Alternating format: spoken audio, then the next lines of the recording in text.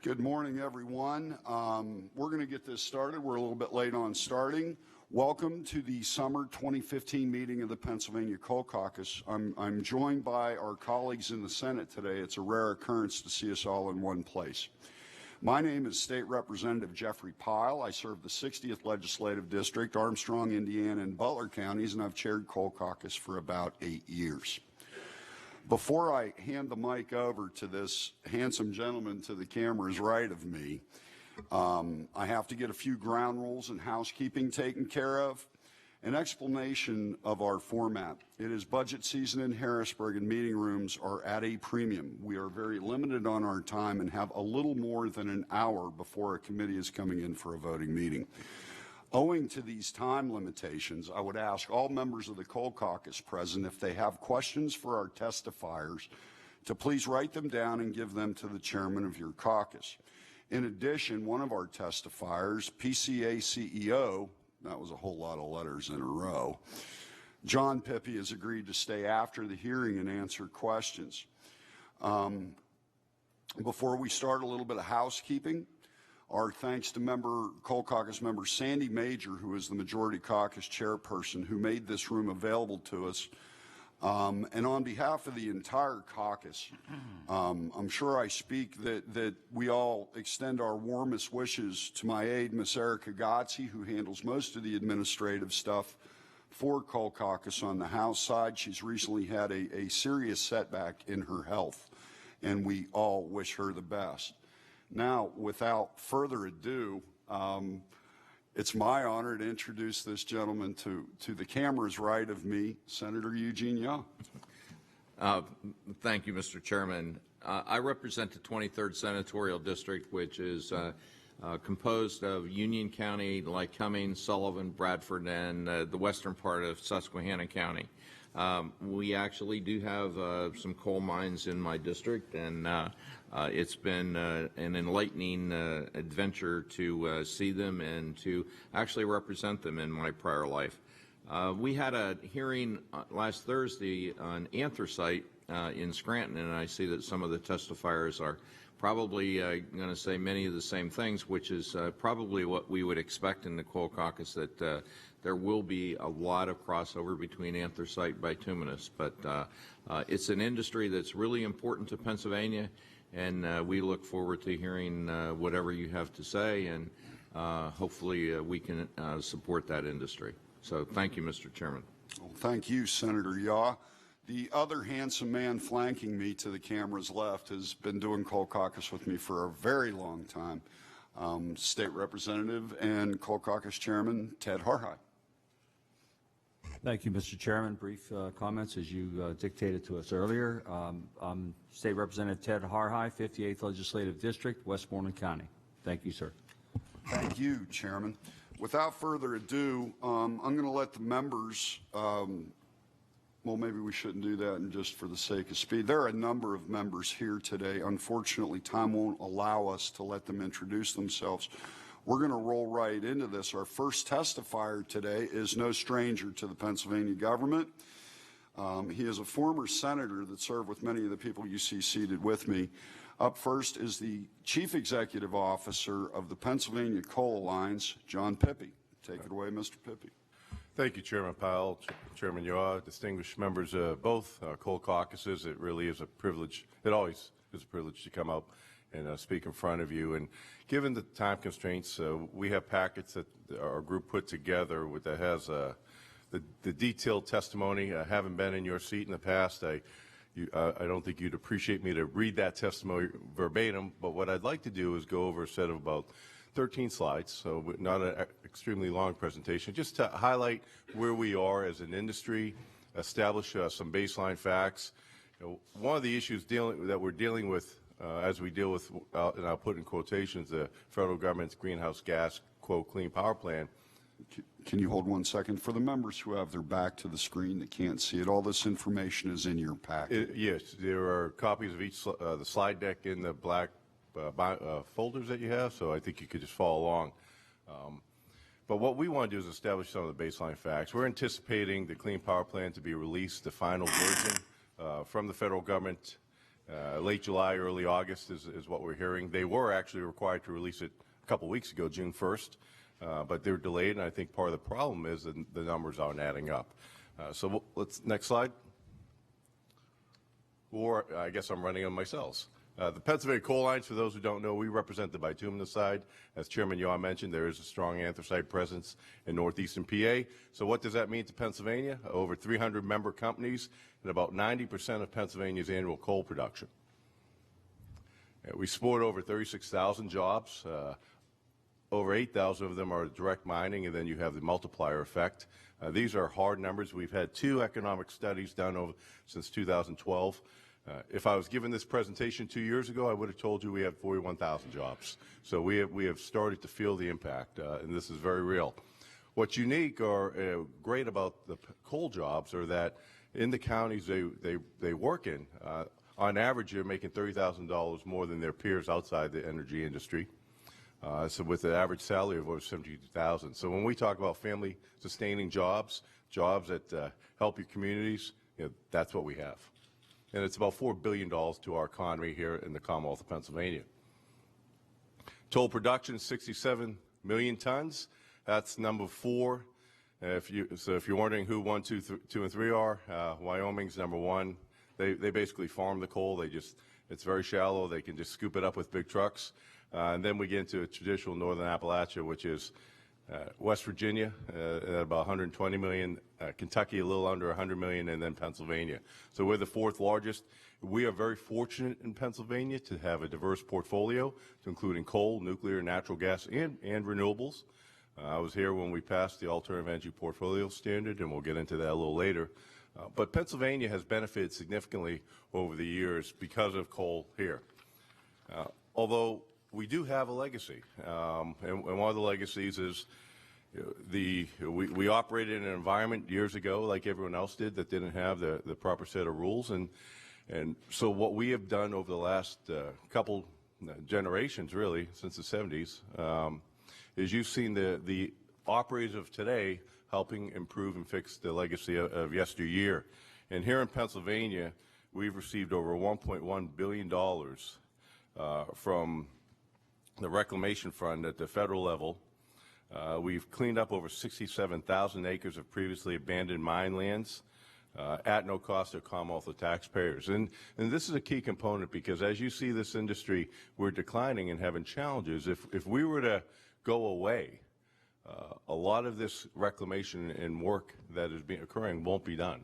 You know how fiscally constrained you are right now with your budget. Case in point, the budget debate you have going on. So, this public-private partnership, which we talk about all the time, it has been in place for many, many years within the industry, and we're very proud of the men and women who operate our mines. We're having challenges right now, and we call it the perfect storm.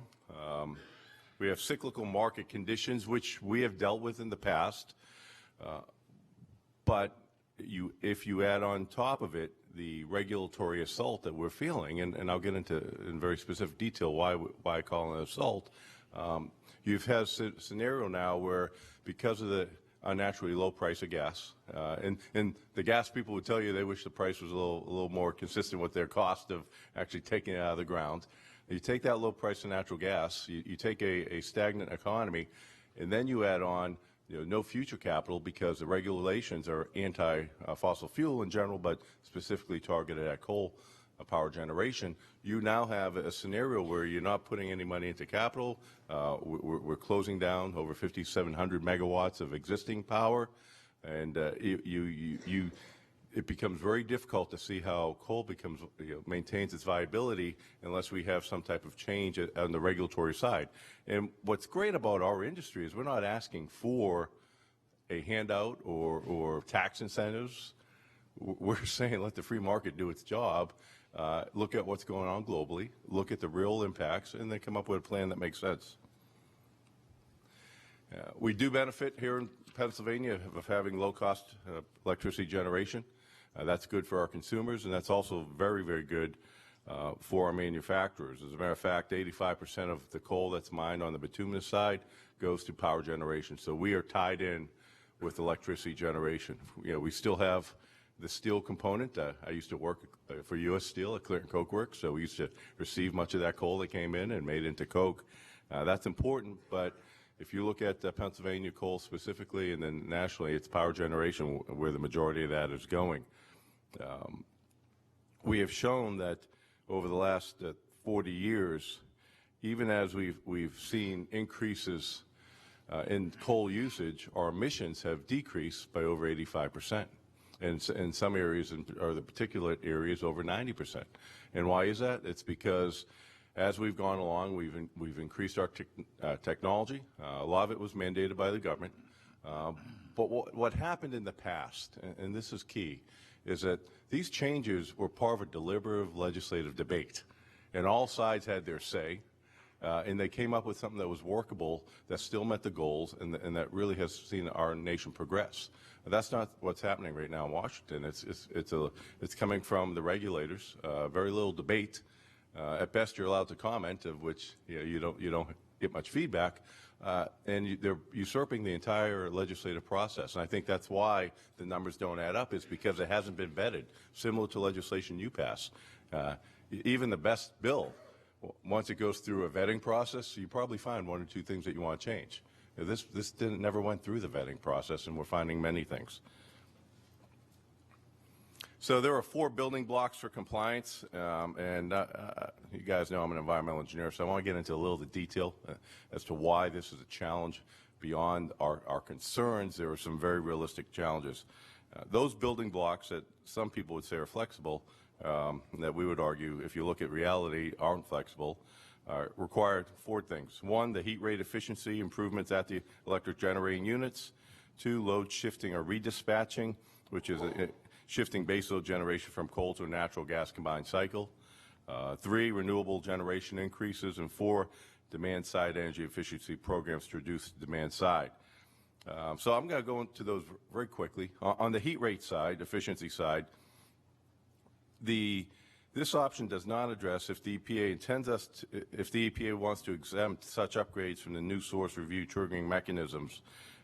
Without such an exemption, the NSR provisions would deter such efficiency improvements. The idea being, if you don't make it easy, and in layman's term, make it easy for us to improve, to improve our vehicle or our power plant. If you make it very difficult and have to go through an entire regulatory review process, what you're going to do is you're not going to upgrade that plant, because the process itself is anti-upgrade. The other side of it is they want to achieve a 6% heat rate efficiency. It's been a year now. There's been a lot of checking on how realistic is that, and the most optimistic people are saying you can get between 1% and 2%. So you have a 4% gap right there. And talk to the operators. This is coming directly from them. It's 1% to 2% at best, because frankly, most of the places that could do it have already done. And if you're a plant manager and you're not running that as efficiently as you can with the existing technology, because the federal government doesn't want you to upgrade the technology, that's an issue. So building block 1 is at best going to achieve 30% of what's intended. Building block number 2 deals with the shifting. This option talks about shifting from coal to specifically natural gas combined cycle, and running those plants at 70% capacity factor, when in reality most plants have never run at this capacity. And here's the key point: while it potentially could happen, you need the infrastructure in place. And the same people who are saying we should get away from coal are the ones who are fighting the natural gas pipelines. So if you don't have the infrastructure in place, you can theoretically do anything. But the reality, and that's what we want to talk about when we're talking about people's lives and jobs, is that the infrastructure isn't in place, and we saw that during the polar vortex. Now it's getting better, but it's not getting better fast enough to replace the coal that's coming offline. And that's a key takeaway, and that's a fact. And you can check all the different governmental sources. And according to the PUC, there would be significant regulatory delays in federal approval of interstate natural gas pipelines and concerns on permitting. So the second one makes some assumptions that haven't been proven to be correct. and require really a more of a realistic timeline, and as a project manager would do, laying out exactly critical areas, critical infrastructure. All that stuff hasn't been done. We're not much beyond the political talking points when it comes to this plan. The third one talks about renewable generation increase. Wind and solar right now is a little over 1.5% of Pennsylvania's portfolio. Then we add on our hydro side, so we're a little over 3%. They would want us to reach a goal of 8% by 2020 and 16% by 2030. The challenge is we already passed a law in Pennsylvania that would push our renewable portfolio standards higher. And frankly, the challenge has been the market conditions for them, as well as the siting issues.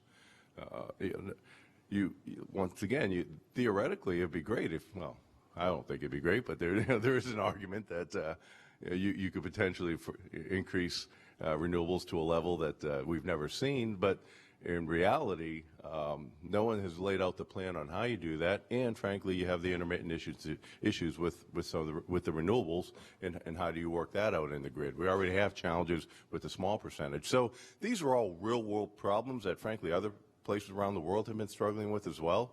So I'm not sure why we're trying to make the same mistake over and over. Now, that's not to say that we don't need a diverse portfolio. As a matter of fact, I was a co-sponsor on that bill with some of my colleagues when we did it. We need it, but we also need to understand that each source of energy has its strengths, its weaknesses, and has its proper place in our grid.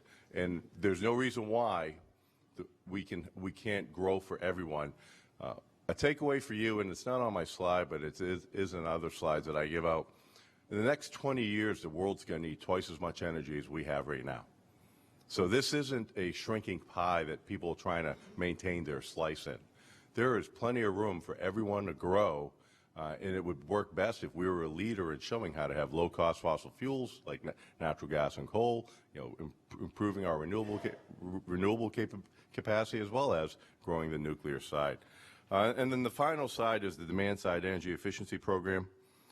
This option touts a 1.5% annual efficiency gain would be sustained for 13 years, is reasonably achievable.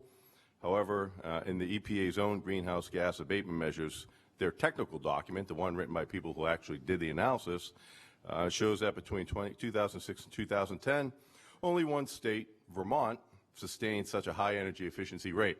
Now, I love Vermont. It's a great place to visit. Maple syrup, Birkenstock, it's a lot of things, but it isn't known for the manufacturing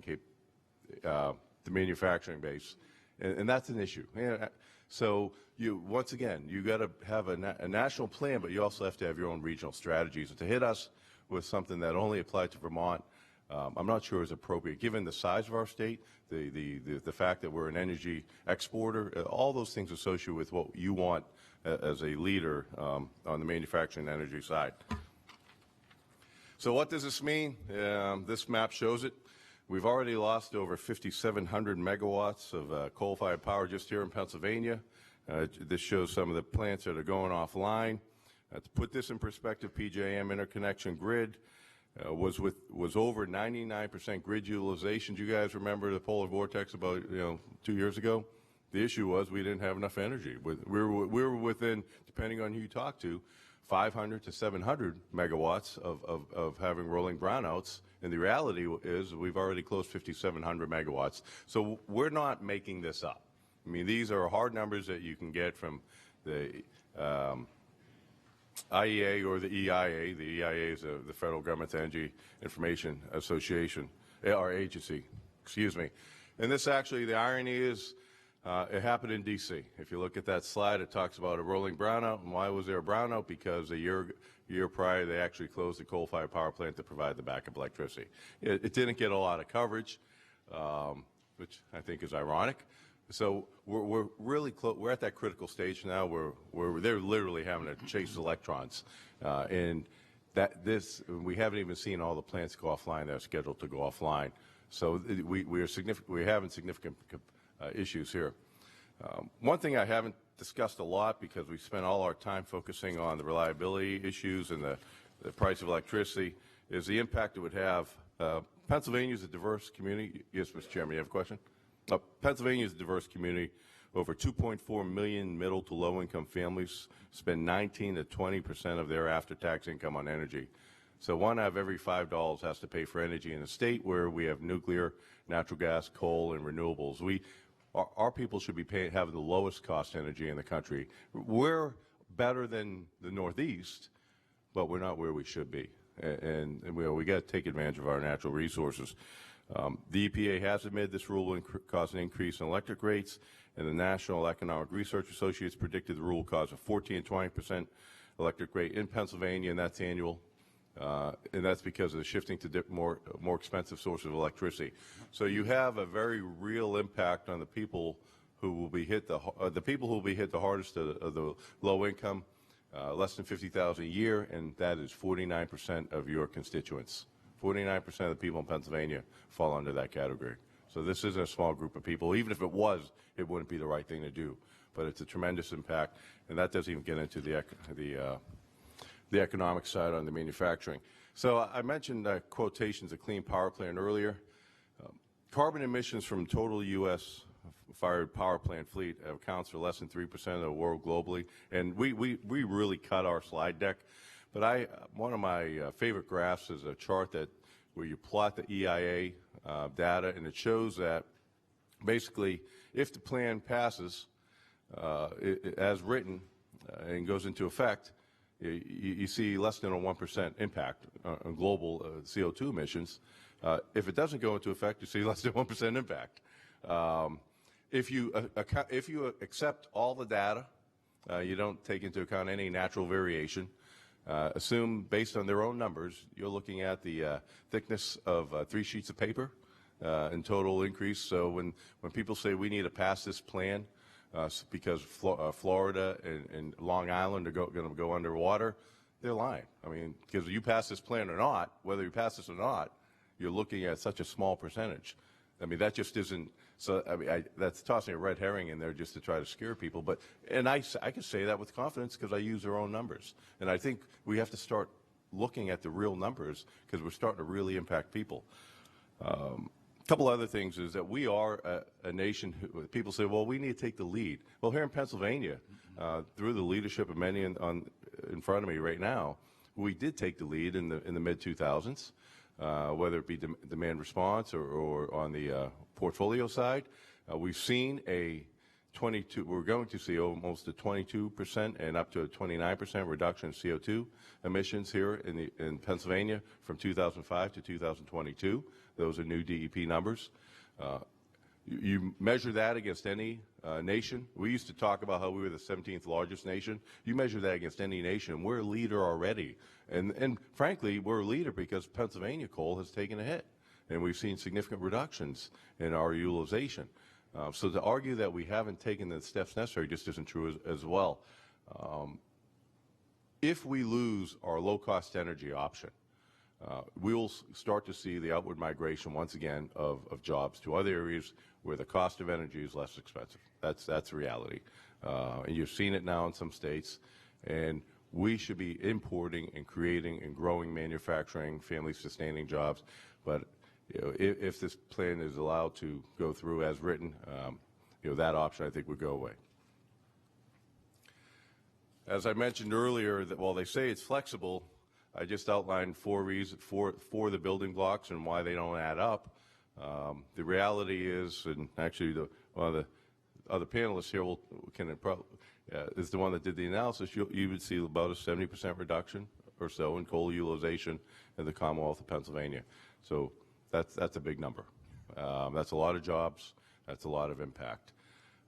We want to thank you for allowing me to give a quick overview. I think I stayed within my time, and I'm happy to answer any questions, Mr. Chairman. Thanks, Mr. Pippi. I need to mention we've been joined by another colleague, a man I respect very much, the House Environmental, Energy, and Resources Chairman, John Marr. Thanks for being here, Chairman. Mr. Pippi, that's some really kind of frightening facts. Red herrings, be what they may, but you're telling us that we've reduced our power generation to such a point where we're now jeopardizing attracting new manufacturers, new jobs coming into the Commonwealth. Well, the issue is that as we see the low-cost energy go offline, the analysis has shown that we'd see a 17 and 22% increase in energy cost. Most manufacturing organizations don't run at a margin where they can accept 17 to 22% increases their price of energy. So yes, it does take away one of the greatest benefits we have, which is low-cost energy. You know, we have a great workforce, but if you're a manufacturer, energy is critical to you, and you need to have energy at a low-cost level. So, you know, those are numbers we're getting through the analysis, and you know, we believe them. That's some tough facts. So we appreciate you being here, Mr. Pippy. For the gathered members, Mr. Pippy has agreed to stay after this hearing and answer your individual questions. But for the sake of brevity, I'm going to introduce the next testifier, a guy I always like listening to. He has forgotten more stuff than I know. Counsel to the United Mine Workers of America, Mr. Gene Triscoe. Take it away, Mr. Triscoe. Thank you, Mr. Chairman, Chairman Yaw, Chairman Pyle. My name is Eugene Triscoe. I'm an attorney in private practice. I represent the United Mine Workers of America. It's been my privilege to represent the mine workers for some 35 years. I'm here today to discuss with you our assessment of the legal uncertainties associated with the Clean Power Plant, and you'll find in your package a set of slides that I intend to speak from in that regard. The first slide is the basic requirements of Section 111D. Section 111D applies to non-hazardous, non-criteria air pollutants. EPA has used Section 111D quite sparingly, mainly in the case of municipal waste incinerators, not electric power plants. 111D calls for the use of the, quote, best system of emission reduction that has been adequately demonstrated. It allows for subcategorization among units and consideration of the remaining useful life of the source. We don't really see any of those considerations reflected in EPA's proposed rule. EPA's guidelines under 111D are to set a standard of performance for emissions from any existing source, and later on, we'll see why that is very, very important statutory language when we consider EPA's rule. Next slide, two schools of thought and a Supreme Court case. The legal community is not of one mind on EPA's authority under Section 111D. Last year, 17 state attorneys general wrote a letter to EPA advocating a primary role for the states in the development of plans with very limited EPA authority. It's fair to say that that letter was ignored in the proposed rule issued by EPA. Some environmental and academic interests see much broader EPA discretion to determine controls based on so-called outside-the-fence considerations. This is the linchpin of the legal case against this rule, that EPA has gone way outside the fence, all the way to the electric switch on the wall. The Supreme Court in UARG versus EPA, and Chairman Yaw, you'll recall last year I had the pleasure of testifying before your committee and discussed the implications of the UARG decision and Justice Scalia's very strong caution that he issued in that opinion to EPA overstepping the bounds of its authority that the Supreme Court provided in the Massachusetts case in 2007. We expect to see that language, which I'll reprise here again today, featured prominently in the briefs that are put before the D.C. Circuit. Two avenues of litigation. There are two ways to approach this issue.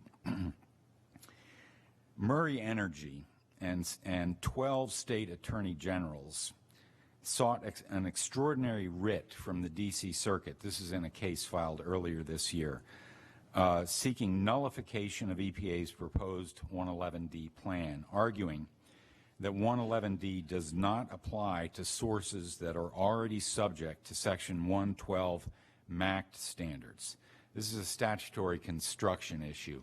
when Congress enacted the 1990 Clean Air Act amendments, there were two versions of Section 111D.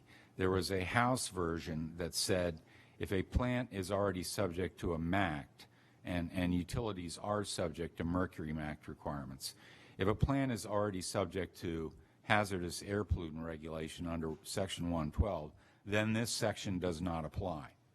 The Senate version did not reflect that limitation. So you have two competing versions of language that were not resolved in the conference committee. That issue was not reached by the D.C. Circuit when it addressed the petitions by Murray Energy and the Attorneys General. Instead, just last week, the D.C. Circuit dismissed the petitions in a very brief opinion, basically on ripeness grounds. The D.C. Circuit will not entertain a challenge to a proposed EPA rule. Under applicable law, the rule has to be issued as final. So the D.C. Circuit did not get to the merits, either the constitutional law arguments offered by Professor Lawrence Tribe or the procedural issues in the statutory construction issue. Did not reach the merits of either of those.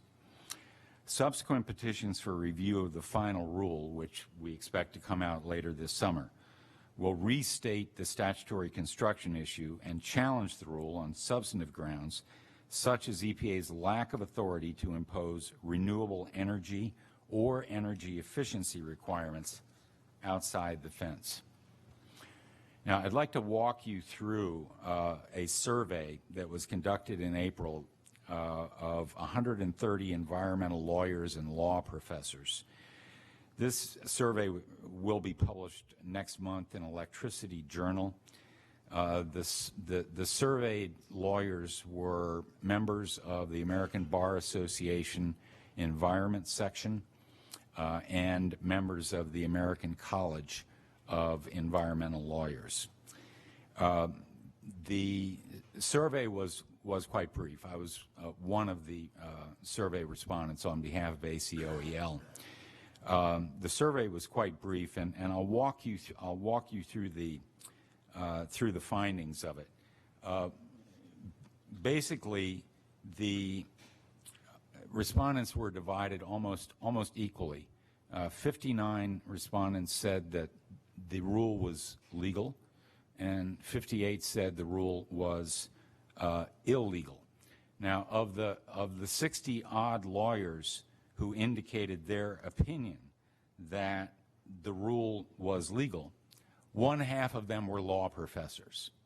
Now that might sound a bit ominous, but it really shouldn't, because most environmental law professors, at least in my experience, tend to be of a fairly liberal persuasion and likely to agree that EPA has authority to issue a rule of this sort under the decision in Massachusetts. Now, as the substance of the challenges, the surveyors note challenges are likely to argue that some or all of EPA's 4 building blocks do not constitute the best system of emission reduction, as that term is defined in the Clean Air Act.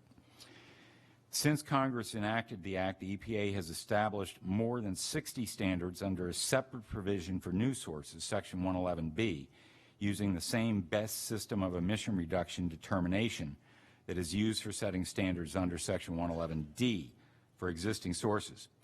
When setting these best system of emission reduction standards, the EPA usually determines the best technology for a plant to install to reduce pollution.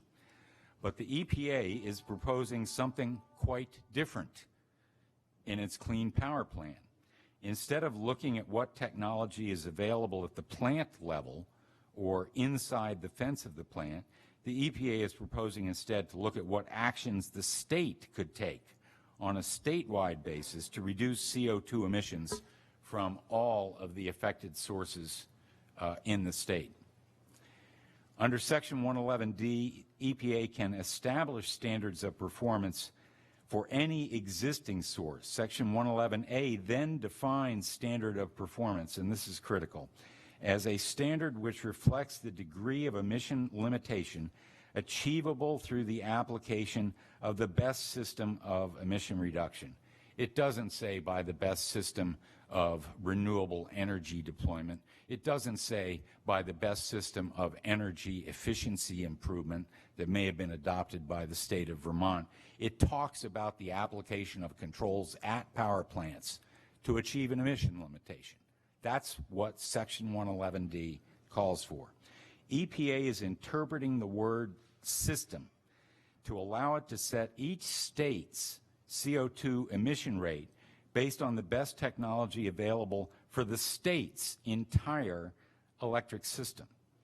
But challengers will inevitably argue that EPA can only do what it has always done before, that is, set best system of emission reduction standards based on the best technology available that can be installed inside the fence line of the power plant. After all, when the definition of standard of performance is inserted into the Section 111D language, the statute reads that EPA can, quote, establish a standard which reflects the degree of emission limitation achievable through the application of the best system of emission reduction for any existing source. And that is not what this rule does. The following slide is a summary of the poll results, and I've expressed my view on the political leanings of environmental law professors, so we'll move past that. We want to focus on the concerns noted by the 60 environmental lawyers and law professors who believe that this rule is illegal. In this section of the survey, the respondents were asked, section by section of the rule, what do you think is right or wrong about what EPA is trying to do? In the first set of questions, the issue presented is, do you believe that the plan is illegal because it is unconstitutional? Now, this is the position that has been advocated brilliantly by Professor Tribe of Harvard Law School. Unfortunately, only 18% of the respondents agreed with Professor Tribe's assessment that the rule on its face is unconstitutional. Second part, the statute, the entire Clean Power Plan is illegal because the EPA doesn't have the authority to regulate power plant CO2 emissions under Section 111D. Now, this is the statutory construction issue that I mentioned earlier, the two versions of Section 111D and the relationship to the hazardous air pollutant provision. 57% of this group of professors and practitioners believe that the rule is illegal on those grounds, that EPA does not have statutory jurisdiction under 111D. All right, now going into the building blocks. Building block 1, that's the 6% heat rate reduction. Building block 1 is illegal. 19% agreed with that proposition. Now, some may have thought that interpreting this question literally, sure, building block 1 is illegal, even though it's inside the fence, because we know, based upon the additional new evidence that Mr. Pippy cited, that 6% can't be achieved. Therefore, it should be determined to be illegal. But EPA may in the final rules, say that the goal is 2%. So we don't know for sure where EPA is going to come out on that. Next, building block number 2. This is the natural gas redispatch requirement.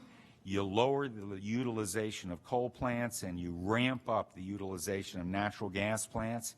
57% said that that provision was illegal. I'll tell you why the provision is illegal in very simple terms. Because a standard of performance under Section 111D cannot result in an increase in the regulated emissions that are sought to be controlled. This redispatch requirement results in an increase in emissions from all of the gas plants that are affected. In other words, EPA is mandating a group of plants to increase their emissions. That's not a standard of performance. That provision will fail. Building blocks 3 and 4 present the fattest legal targets, the renewable energy requirements and energy efficiency requirements, completely outside the fence. 75% for both of those building blocks. 75% believed that the rule would be determined to be illegal because of building blocks 3 and 4. Now, in sum, given these results, building blocks 3 and 4 appear to be the most susceptible at risk, with building block 2, the gas redispatch, and the statutory Section 111D challenges very close behind. So there are many potential vulnerabilities, legal vulnerabilities, in this rule when it comes to the D.C. Circuit. I'll pass on the quote from UARG versus EPA. Justice Scalia sent a shot across the agency's bow in the UARG decision last year, in which he said, when an agency claims to discover in a long extant statute an unheralded power to regulate a significant portion of the American economy, we typically greet its announcement with a measure of skepticism. We expect Congress to speak clearly if it wishes to assign to an agency decisions of vast economic and political significance. And if nothing else, this rule does that. I'll fast walk through the litigation timeline and come to the bottom line. Petitions for review and motions to stay the rule will be filed basically at the speed of light as soon as the rule is issued as a final published in the Federal Register early this fall or late this summer. In going through the various steps, starting with the D.C. Circuit, a possible en banc rehearing should we lose the case before the D.C. Circuit, a 9-judge rehearing, then the cert petitions before the Supreme Court briefing and oral arguments likely October term 2016, a remand back to the Court of Appeals and to EPA to fix the rule if it can be fixed at all, puts the final determination for this rule in the hands of the next administration in 2017. As always, ladies and gentlemen, elections matter, and there may be no election that matters more than next year's. So it's with that background that the mine workers' message to you, since you have, through statute enacted last year, a role, an important role in the development of Pennsylvania's state implementation plan for the development of your version, what you intend to do.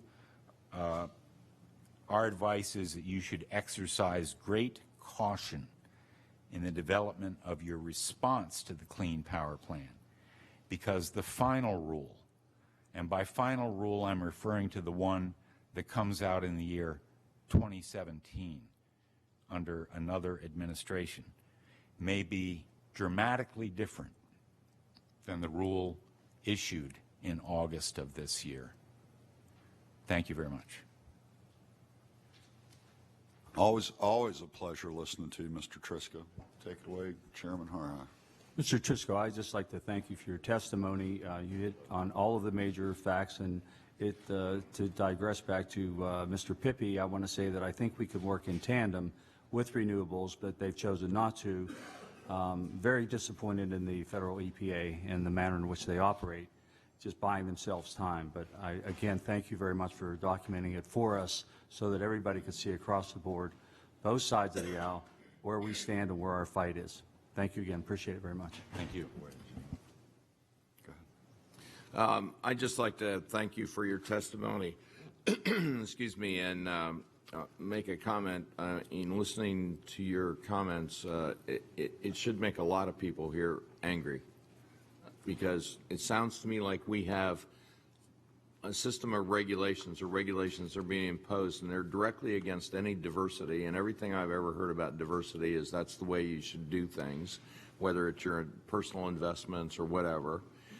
We're going against diversity in our energy field. It's a detriment to the environment because, as Mr. Pippi testified, we have these coal refuse energy plants that are cleaning up something that happened 100 years ago in the coal industry. It's been a huge plus to the environment. We have coal plants that are now being encouraged to operate on a standby mode, which is the most inefficient, creates the most emissions, and it sounds like nobody cares about the ratepayers. It's a great regulation that we're embarking on, so I encourage the filing of litigation with lightning speed. So, thank you. Mr. Trisco, I only have one comment before we move to our next testifier. That speed of light, I don't care what form of electricity it comes from. Let's just make sure it's there first. Yes, sir. Thank you. Thank you again. Always a pleasure hearing from Mr. Trisco. Up next for our hearing today are a couple of fellows from up in the anthracite region. The coal caucus does span the entire state. We're going to be hearing from Vince Brasini from... We're going to have Gary Merritt first. Well, Gary Merritt's going to lead off. Gary is from North Star Generation, followed by Vince Brasini from Olympus Power. Welcome, Gary. Thank you. Thank you, everyone. Mike? I thought it's on. Green light? The green light's there. You got it. I'll try. Thank you. I'd like to look at this whole issue of the Clean Power Plan more from the perspective of the waste coal facilities, and walk you through that, because, you know, this is, as you said, Senator, this is an area you may not know what you have until it's gone, and we believe that we have done some very interesting things. Within Pennsylvania, this is truly a unique industry to Pennsylvania. There are a total of 13 of these facilities in Pennsylvania, 5 in the bituminous, 7 in the anthracite, and 1 down in Chester County, and that one actually services an industrial facility, Kimberly-Clark. Our plants are basically small plants, with the exception of the Seward plant, which was able to come online in the size of 300 megawatt units. We burn about 11 million tons of coal refuse a year, and over the course of the life of these plants so far, we've burnt over 200 million tons of coal refuse. There are, believe it or not, 4 other plants in the country, 2 in West Virginia, 1 in Utah, and 1 in Montana. Interesting enough, EPA in a lot of their proposed rulemakings will acknowledge the multimedia environmental benefits of these plants, ask for comments, and then ignore them. And we get wrapped up. We've seen that more often than not. Question always comes up: how much coal refuse is out there? We don't really know. If some people have said 200 million, well, we've gone through that and we're still going. There's probably closer to 1 billion tons in the bituminous and the anthracite, but saying 1 billion tons doesn't mean there's 1 billion tons of usable material. It's usually the older coal refuse that has the value. As the coal industry learned how to process coal and clean it, they got the carbon out of it, they took the BTUs out of it, and left the sulfur and the rock behind. The earlier coal refuse piles have higher BTUs, and they are available for use. It's those the older refuse piles were also the problem piles. Back in the 30s, there was court cases in Allegheny County on coal refuse fires and whether or not you could prevent the industry from even taking the coal refuse out of the mine. And the court said, no, you have to live with it. It wasn't until the 60s that the first rulemaking came out with the Pennsylvania Air Pollution Control Administration to control coal refuse piles. In the 60s, there was, at one point in the 60s, there were about 162, I think, to 172 piles on fire, burning, 117 in the bituminous, 45 in the anthracite. As you'll recall, in the 60s was the formation of the Joint Legislative Committee for Land, Air, and Water, and part of that was because of the bond issue. That bond issue provided about $120 million out of the $500 million to go to coal issues. Of that, $20 million went to burning refuse piles. There are probably 40 burning refuse piles today, according to DEP's records across the country, and we periodically see one where they've had to go in and do a lot of work to reclaim those piles.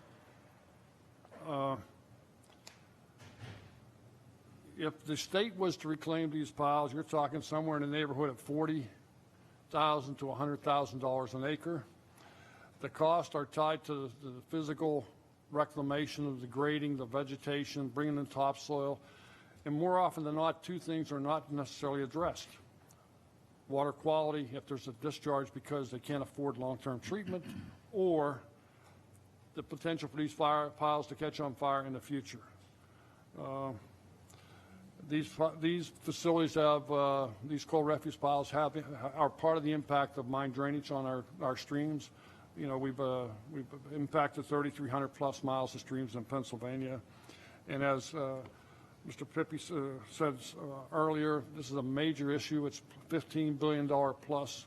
There's not enough money in the AML program to even begin to reclaim it. So you got to look at other alternatives. Our plants basically go in and we develop a plan to mine the sites. We look at the water quality issues, how we're going to address that, and we look at an abatement plan and a remediation plan for the water quality issues, and then we look at a final reclamation grading plan, revegetation plan.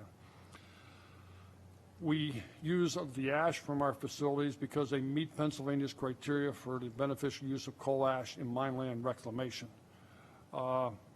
We use it, our process is putting the fuel, injecting that into a CFB boiler. We inject the fuel and the limestone together. We use bag houses to control the particulate emissions. The limestone and injected into the boiler controls the SO2 emissions. And some boilers, some facilities have to add SNCR to control NOx emissions. From the standpoint of the EPA's MATS rule, we are low emitters of mercury. In fact, 8 of our units were in the base, the national base, to define what the mercury limits would be for power plants. We are also low emitters of PM, filterable PM. Our plants basically run about 99+% we remove of the particular emissions from our stacks. So we are very clean that way. I'd like to say there's always this issue of what is reclamation, and I'm going to say what is not reclamation. Reclamation is not going out and planting a little beach grass, as some people have said. If you go into that article, you'll find out that the entire area was actually graded, reclaimed, planted, topsoil put on. A couple of areas, about 2 acres, 5 acres, didn't take. They went back in and planted beach grass in that area. The beach grass was dying off, but the vegetation was creeping in and taking over anyway. So that's one of our concerns, and covering in soil and vegetation doesn't address the other issues. I'd like to really look at 2 case studies, and they're both out in the Cambria County area. And one is the Evansburg Power Revlock facility. That particular facility went through about 4 million tons of coal refuse and was on 53 acres of land. It ended up, when they were done through the mining and operations, they ended up reducing the tons per year of acidity by 93%. They reduced the iron by 92%. They reduced the manganese by 71%. They reduced the aluminum by 95%. They've improved approximately 6 miles of south branch of the Blacklick Creek, which has returned to a quality to support aquatic life. And as I'd like to kid the people from Revlock, DEP would like to lower their discharge temperatures because they're improving the water quality, but that's an issue for another day. This will give you an example. The one on the left was the coal refuse pile. They've reclaimed it. Anybody from that area who knows Revlock knows that that pile was burning at one time. You drove through there, you could smell the sulfur. You could smell fires periodically. When talking to the Evansburg group, when they went through to do it, the local citizens were very pushed back. They weren't sure if they were going to deliver what they promised. They've heard too many other stories. When they got through with the main site, that community came back, sat down with them, and they worked of how to solve the burning refuse problem and went through that and cleaned that part up. So it can be done. The other study is the Maple Coal Company. It's a Culver Power Project. We've actually we removed about 3.5 million tons of coal refuse. We've been reduced the acidity from this area of the stream by 99%. We've reduced the iron by 97%, manganese by 99%, and the aluminum by 99%. This area, the water quality is starting to improve. The downstream benefits are slowly seeing the aquatic life moving up towards our site. There's one other area of in this area that we're working on now to take out one last area of pollution, which we're working on. Maple coal, before the runoff from this site had pHs, when it normally rained, the pH was 3, the irons were in the hundreds, sulfates were extremely high. This was an old abandoned site, so we cleaned that up. And so the question really is, our plants, we are able to, in the process of mining these sites, eliminate the potential for mine drainage. We've actually improved the water quality, and we've eliminated coal refuse fires. In the anthracite, it's a little more difficult to show the improvement, but what they've done up there, and I got to give the people in the Pottsville office credit, working with the anthracite industry, working with them, have figured out, let's take the water rather than leaving it infiltrate after they brought the soil. They've got it set up so they run the water off into the stream rather than permeating it back into the deep mines, and in essence improving the overall water quality of that area. We believe that the coal refuse fired units are a premier solution for addressing health and safety issues with coal refuse. Now, the effects of the clean power plant on coal refuse fired EGUs. The plan fails to recognize the multimedia environmental improvements as the plan concentrates on reducing CO2 emissions. The coal refuse fired EGU heat rate is tied to the fuel quality and limestone consumption. It fails to recognize that EPA requires further reductions in SO2 emissions. This will also result in CO2 emissions. Why? We have to add more limestone, and when you calcine limestone, one of the byproducts of the calcination is CO2 gas being emitted. And we have to add additional fuel because we need additional heat to calcine that limestone. And therefore, our heat rate goes down the tube, and we actually increase rather than decrease. And as Mr. Pippi said, if you haven't done what you need to do to improve your efficiency, you should be shot as a plant manager. And our people are always working on trying to improve the efficiencies, even with all the other things going on. The plan does not consider that coal refuse piles have burned, are burning, and will burn in the future. When they burn, there are sources of greenhouse gas and other toxic emissions. Even when they're sitting there unreclaimed, they're heat sinks. And you drive off some different types of greenhouse gases in that process. And the plan, and the plan didn't recognize that if we go in and re-mine these areas and revegetate them, that the vegetation begins to sequester the CO2. Some of our ash appears that it may, based on some DEP studies, may help in sequestering CO2. But we can't quantify that, but we're still looking at that. So we look at it as a standpoint that the fact that these burn, we believe that we're more carbon neutral than we are a gross CO2 emitter. And from that perspective, I just say we need We're working on this all the time, but we need the help that you can give us also on these issues. And I was going to say questions, but since we don't have any questions, I'll stop now. I've got to make a little sea change here, Mr. Merritt. That's my chairman of a committee I'm on down there, and he'd like to ask you a question, Mr. Marr.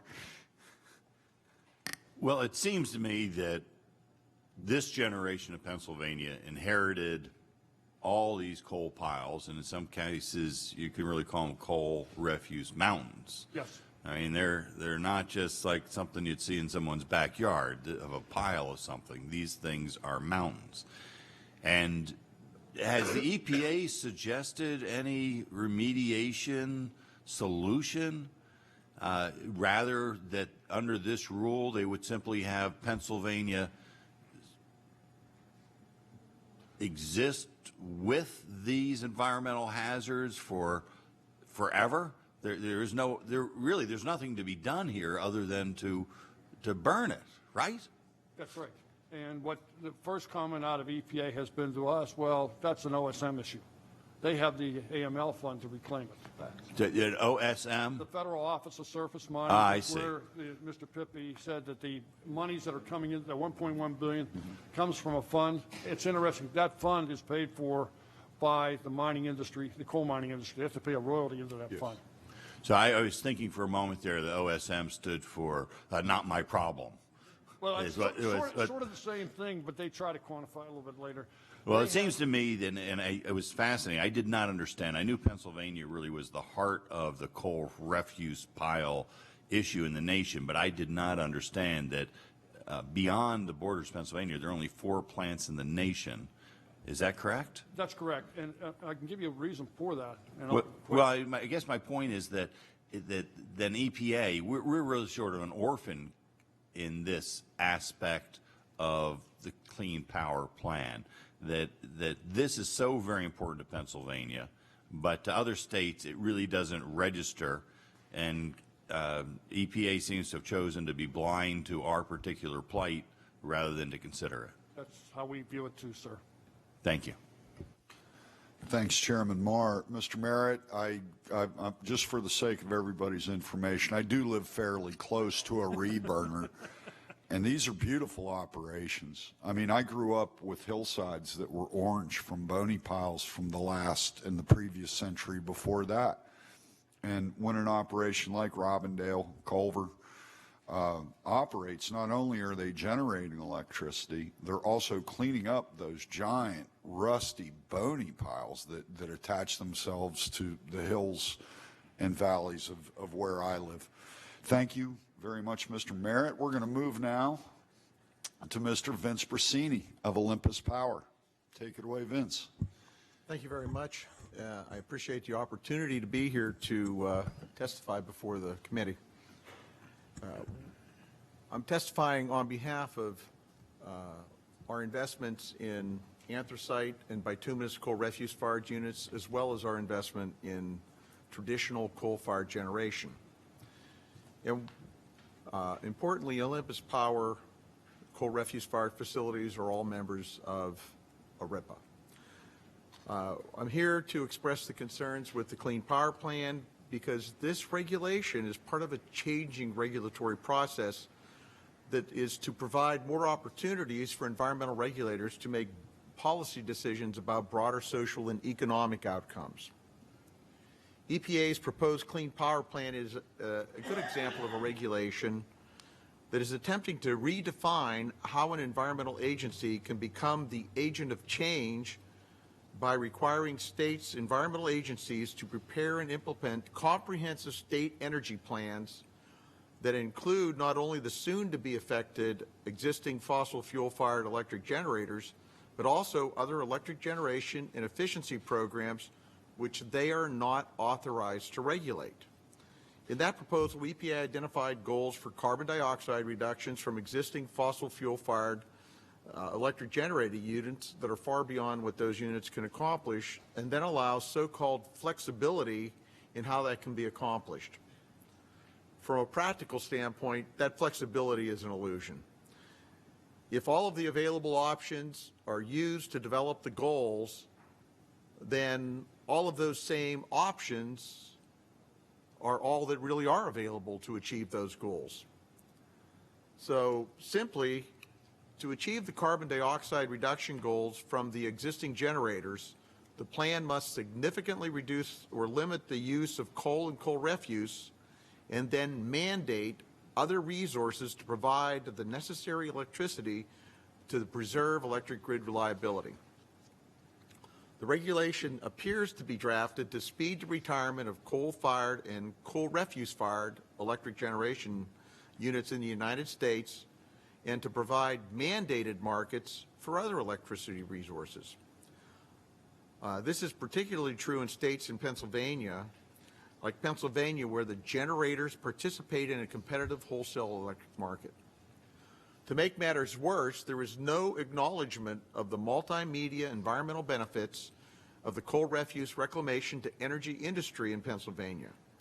That industry will suffer along with coal-fired electric generating units and perhaps be more adversely affected because these facilities are smaller and the distances to the fuel and the distances to return the beneficial use ash for remediation and reclamation are increasing, which considerably increases their cost of doing business. Now, because the Regional Greenhouse Gas Initiative, or RGGI, has been identified as a possible mechanism to use in the development of Pennsylvania's Clean Power Plan, it's appropriate to understand RGGI on an outcome basis. Under RGGI, a carbon dioxide emissions budget and the base price for carbon dioxide allowances are established. A carbon dioxide allowance must be procured and surrendered to account for each ton of carbon dioxide emitted. To put this into perspective, based on the current price of a RGGI allowance, which is about $5.65 per allowance, this will add about $5.50 to the price of a megawatt hour of electricity from a traditional coal-fired supercritical electric generating unit and about $9 to $10.25 per megawatt hour for a coal refuse-fired electric generating unit. This would be compared to an increase of about $2.75 per megawatt hour from a natural gas combined cycle electric generating unit. What happens under the program is the higher emitters of carbon dioxide are priced out of the market through what is essentially a tax on electricity that's paid for by electric customers. As the RGGI participating states are proud to advertise, they have considerably reduced carbon dioxide emissions. However, if one peruses the information available on the RGGI website, as I have done, it can be determined that 60% of the carbon dioxide reductions are due to ceasing to generate that corresponding amount of electricity in the RGGI states. So for RGGI to be working, it was and is necessary for those participating states to allow and increase the importation of electric power into the region. They debated that considerably in RGGI, but to control prices somewhat and to ensure adequate supplies of electricity, they accepted that leakage of electric generation and their corresponding emissions. Importantly, the RGGI website also documents considerable reductions in carbon dioxide in the areas from which they import their electricity, albeit without the implementation of RGGI. This is sobering information when one considers that Pennsylvania is currently the #2 generator of electricity in the nation and the #1 exporter of electricity. One can easily speculate the effect on Pennsylvania's electric generators' future ability to be an exporter of power and to continue to provide the jobs associated with their industry if Pennsylvania were to join RGGI, while other states that sell electricity in the PJM competitive wholesale electric market don't participate. Regardless, if everyone participates, the coal refuse-fired electric generating resources will be priced out of that market because the technology necessary to allow the combustion of coal refuse as a fuel results in additional carbon dioxide being released from the chemical reactions from the use of limestone in the fluidized bed combustor.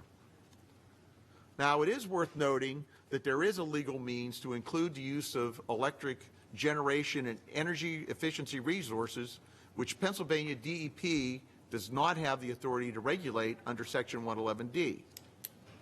Now, it needs to be understood that only existing fossil fuel-fired electric generating units will actually be affected under Section 111D, and that not until after the finalization of the New Source Performance Standards, or NSPS, for carbon dioxide under Section 111B of the Clean Air Act. That legal method was discussed in the Pennsylvania 111D white paper that was submitted to EPA in April of 2014. In that white paper, it describes how the Section 111D sources could include other means, such as energy efficiency projects, in their plan to achieve necessary carbon dioxide reduction. This results in a critical difference between EPA's Clean Power Plan and DEP's white paper. That critical difference being that the concept identified in DEP's white paper results in those resources being an advantageous compliance option for the affected fossil fuel-fired electric generating units, while under the proposed Clean Power Plan, those same resources are included in a fashion which is to the detriment of the Section 111D affected sources. Excuse me. I mentioned this to show you that there are ways to accomplish these goals in an effective, pragmatic fashion that doesn't select winners and losers if that is actually the desired outcome. Another change in the proposed Clean Power Plan, which is very concerning and which Mr. Trisco discussed, is the best system of emissions reduction. That has traditionally been defined as the best system of control of a particular source can achieve. And that is also consistent with the historical definition of best available control technology. And that definition was affirmed by the Supreme Court in that tailoring rule decision that was referenced, in that the court stated that BACT, or BACT, is based on control technology for the applicant's proposed facility. Therefore, it has long been held that best available control technology cannot be used to order fundamental redesign of the facility. In the proposed Clean Power Plan, that is exactly what EPA is proposing to accomplish, because they are now proposing to force regulation of the entire electric energy portfolio rather than to regulate emissions from the Section 111D affected fossil fuel-fired electric generating units. To some policymakers and members of the public, that may seem acceptable now because it is being used to achieve their desired outcome. However, what if political forces change and that concept is being used to achieve measures that are not to their liking? In the case of business and industry, how can investments be justified when they can turn from a winner to a loser every political cycle? It must also be recognized that if the carbon dioxide emissions are regulated under EPA under Section 111D of the existing Clean Air Act, and only the Section 111D affected sources are included, in other words, only building block 1 is included, that is still the beginning of the end for existing generating assets unless the issue of new source review is addressed. The requirements need to be changed to allow efficiency improvements to be made without stifling future operations. This change is necessary to allow those affected units that have made efficiency improvement modifications and which are now lower emitting units on an output basis to increase their operational levels and total mass emissions and compete with those that haven't done so, and consequently have no operational limits except their original potential to emit.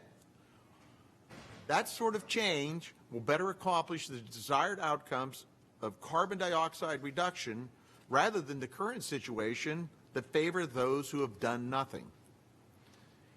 If it is ultimately decided to limit carbon dioxide either under the Clean Air Act, Section 111D, or through legislation, these following items must be addressed and included in that effort to preserve low-cost, affordable electricity, to provide a stable, reliable electric grid system, and to allow economic expansion and prosperity.